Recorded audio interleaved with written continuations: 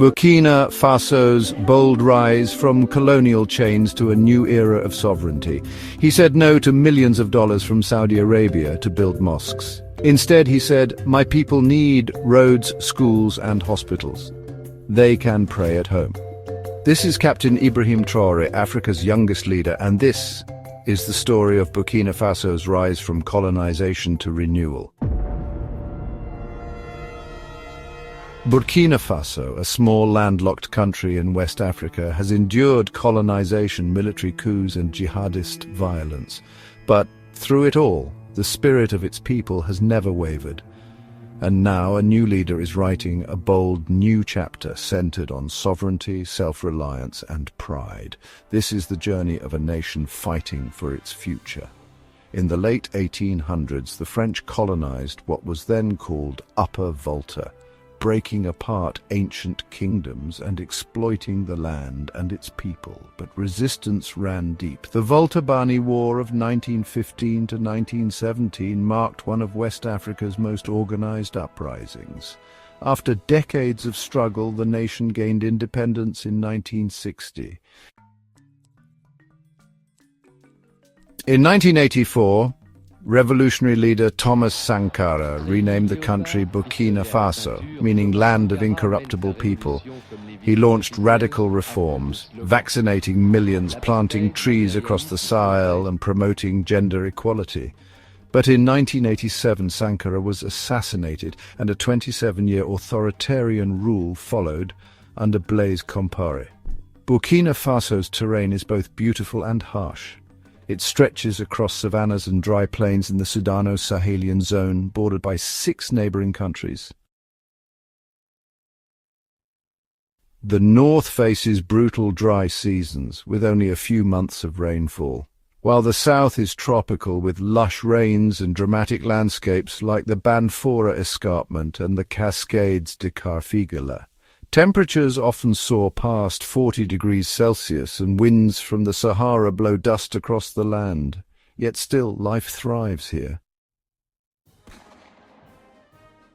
Burkina Faso has seen over 10 coups since independence. The most recent came in 2022 when Captain Ibrahim Traoré, a 34-year-old soldier, seized power. If you want to break with these imperialist forces, it's simple. We denounce the agreements. Everything starts from there. I think the example of Chad in any case is tangible. They started by denouncing the agreements. Otherwise, if we don't denounce the agreements, just saying that the bases leave, we haven't done anything. Because the problem lies in the colonial agreements, the defenses that have been signed since independence. The most dangerous is not the one you see in the bases. The most dangerous are the military advisors. Military advisors exist in all these countries. They existed in Burkina as well until the end of 2022, until we took responsibility. And who are these military advisors? They are the ones who are supposed to implement France's policy. Here, they must work to make our armies very weak so that France can always have the argument to exist here. Under their influence, they had succeeded. Our sentinels were therefore standing guard with sticks. That's what France wants from our armies. When we reach this stage, we have no choice but to want them to come and settle. But the Burkinabe army managed to get rid of the military advisors. The country also faces a violent jihadist insurgency linked to Al-Qaeda and ISIS. Over 2 million people have been displaced. And with a GDP per capita of just $888, economic hardship is everywhere. But in the face of adversity, something remarkable is happening. You have to break the agreements. It's the only way to have an independent army and build strength.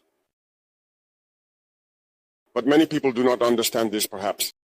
And even with these agreements, France selects from our states officer cadets to go and train them. It's through these same agreements. But in reality, these officers who go to train, for the most part for France, they come to serve the French state in their country. They do not come to serve our countries. They train them so that they come to serve the interests of the French state. I can provide evidence of this.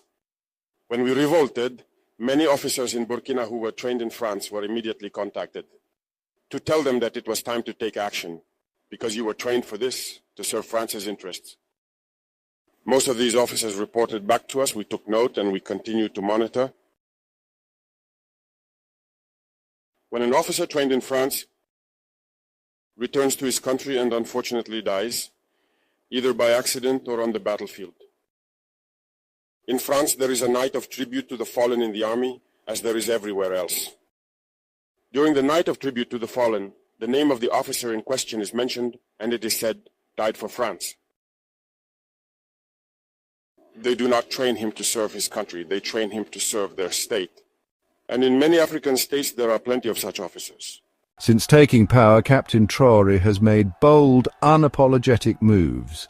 He refused a major foreign-funded mosque project, saying, Captain Ibrahim Traoré, let's use that money to build what my people truly need: schools, hospitals, roads. He revoked mining rights from foreign companies and handed control of Burkina Faso's gold and mineral wealth to an indigenous commission. Captain Ibrahim Traoré, my people can mine their own gold, he said. He cut military ties with France, choosing new defence partnerships focused on national sovereignty, and in 2024, Burkina Faso withdrew from ECOWAS and the African Union, rejecting Western influence altogether. Despite its challenges, Burkina Faso is rich with cultural and natural treasures. From the ancient Loropani ruins tied to the gold trade, to the W. Ali Penjari Wildlife Reserve, home to lions and elephants, to the colourful capital city of Ouagadougou, where Africa's largest film festival, FESPACO, draws artists from across the continent. This is a nation with soul, where heritage runs deep. Burkina Faso's journey mirrors a greater African awakening. From the dream of Thomas Sankara to the courage of Captain Traoré, this nation stands as a symbol of what can happen when a people rise and take back their destiny. As the world watches, Traoré's leadership is redefining what it means to govern for the people. With every reform, every act of defiance, he sends a message to Africa and the world: Captain Ibrahim Traoré, we are not for sale. God bless the people of Burkina Faso. God bless Africa. If you believe in the power of nations to rise, rebuild, and reclaim their future, like, comment, and subscribe, because this is just the beginning.